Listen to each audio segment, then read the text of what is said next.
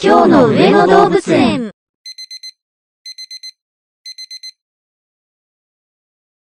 せっかく入ってるのに、どうしよう。寿命が。そうですね。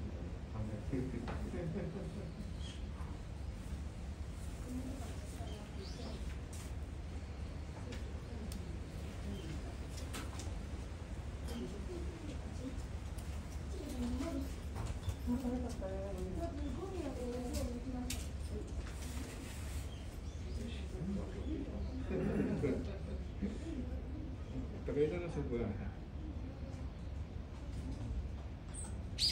もはやな、僕たち一緒だね。ちゃんと。気に入るもので。近くいるんなんじゃない。かわいい。ももちゃん、あそこにもよ。おお、来た来た来た。こんにちはって。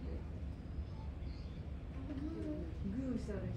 すごい。あら、お尻。あ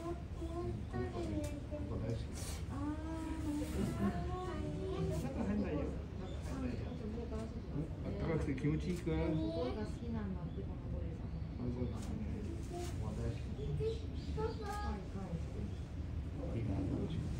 冬はね。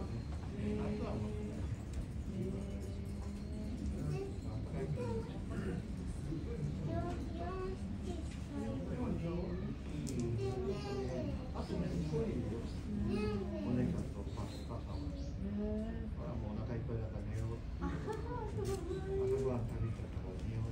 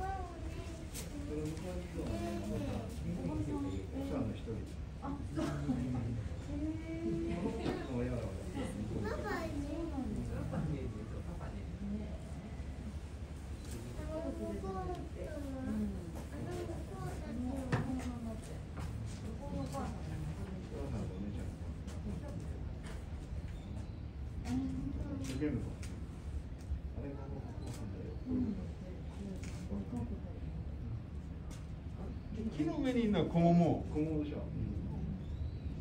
見てないけど、大概そうだと思う。まあまあ、多分下にいる。